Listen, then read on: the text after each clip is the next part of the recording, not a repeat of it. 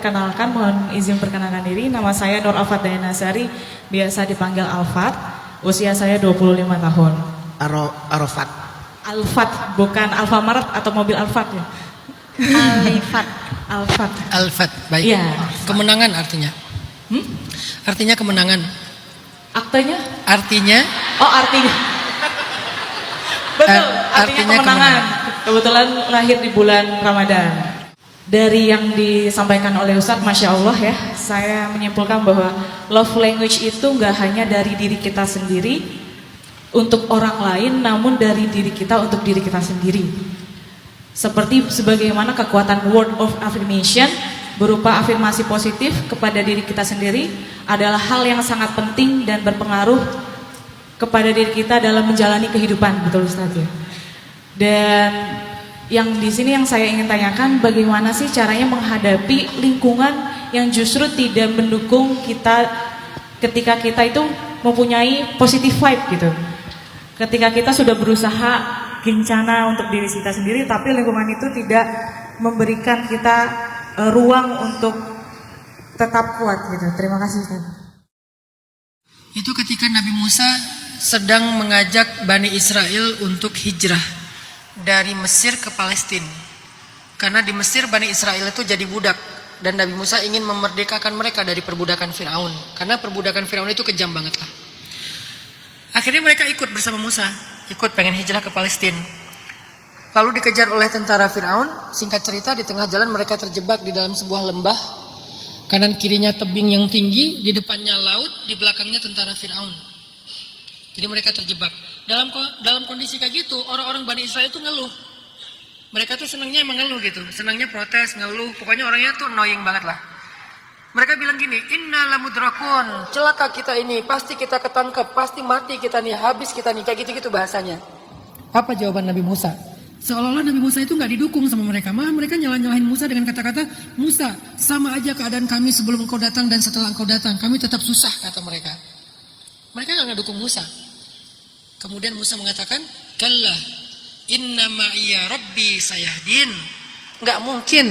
Kata mereka kan kita pasti akan celaka nih. Kata Musa, nggak mungkin. Sesungguhnya bersamaku ada Tuhanku yang akan memberikan petunjuk. Bersamaku ada Tuhanku. Kenapa nggak bersama kita ada Tuhan kita? Kan kalau di dalam surat At-Taubah cerita Nabi Muhammad sama Abu Bakar di dalam gua Sur, kalimatnya kan innallaha ma'ana kan, la tahzan innallaha ma'ana, bersama kita. Kalau Nabi Musa inna ma'iyya, bersamaku. Kenapa enggak bersama kita? Karena Nabi Musa enggak dapat dukungan. Enggak ada yang mau mendukung Nabi Musa, semuanya protes kepada Nabi Musa. Sehingga Nabi Musa walaupun enggak dapat dukungan, tetap yakin walaupun beliau sendiri, asalkan ada Allah itu udah cukup. Nanti Nabi Ibrahim juga kayak gitu, ketika beliau terkurung di dalam api, nggak ada yang bisa nolongin beliau, maka beliau mengatakan hasbi Allah, cukup bagi aku Allah. Nah, kata-kata inna ma'iya rabbi, hasbi Allah, la haula wala quwata illa billah itu harus menjadi afirmasi positif kita, harus menjadi sebuah keyakinan kita, belief kita, mindset kita, sehingga itu yang akan membuat personal boundaries kita dari komen-komen orang lain. Kalau kita nggak punya belief itu, kita nggak punya personal boundaries, jadi komen-komen itu akan sangat mempengaruhi psikis kita. Kita akan ikut pesimis gara-gara mereka, kita akan terusik gara-gara komen mereka. Tapi kalau kita punya personal boundaries, apa batasannya? Batasannya belief kita. Kita punya belief, apa beliefnya? Tuhanku bersamaku, cukup bagiku Allah. Aku nggak punya daya upaya, tapi Allah Maha Kuasa. Nah, itu adalah belief yang menjadi batasan personal kita, sehingga ketika ada komen-komen negatif, pesimis, itu nggak bisa masuk ke dalam ruang personal kita. Itulah yang membuat Nabi Musa mengatakan, Inna ma'iya rabbi, sesungguhnya bersamaku ada Tuhanku. Gak apa-apa kalau kalian gak dukung, tapi Allah bersamaku.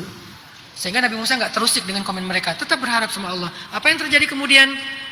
Kemudian Allah membelah lautan untuk mereka, lalu mereka selamat, bisa menyeberang dan tentara Firaun dihancurkan. Apa yang kemudian terjadi sama Ibrahim? Allah padamkan api untuk Ibrahim. Apa yang kemudian terjadi kepada Nabi Muhammad dan pasukannya dalam perang Uhud? Allah hancurkan pasukan musuh dan mereka memperoleh kemenangan. Dengan apa? Dengan afirmasi positif, hasbiyallah wa ni'mal wakil, hasbunallah wa ni'mal wakil, inna ma'iya rabbi sayahdin, innallaha ma'ana, la haula wala quwata illa billah. Itulah belief yang membuat mereka mampu bertahan di masa-masa yang sulit, walaupun orang lain gak ada yang ngedukung. Saya lebih suka menerjemahkannya dengan konsep personal boundaries versi Islam. Kalau personal boundaries dalam versi modern itu kan kenyamanan kita, ruang pribadi kita yang kita nggak mau ada orang yang mengusiknya kan. Ada yang namanya emotional boundaries, ada time boundaries gitu kan. Akhirnya kita menyendiri, me time segala macam. Tapi dalam konsep Islam ternyata lebih agung lagi, lebih keren lagi. Personal boundaries itu bukan cuma time dan emotional, tapi belief juga bisa menjadi personal boundaries loh. Kalau dalam teori mental health modern kan personal boundaries itu time, emotional dan beberapa hal yang lain. Belief nggak masuk dalam kategori personal boundaries dalam teori modern karena mereka bukan orang mukmin kan. Dalam Islam ternyata belief bagian dari personal boundaries. Sehingga kalau kita belief banget dengan sesuatu, dengan sebuah prinsip, orang lain itu nggak mudah mengusik kita. Komen-komen orang itu nggak akan mengganggu kita terlalu berarti. Ya cuman lewat aja lah. Musik pun musik dikit lah, nggak sampai membuat kita sangat-sangat terganggu. Itu keyakinan yang diucapkan oleh Musa ketika terjebak di lembah Tursaina.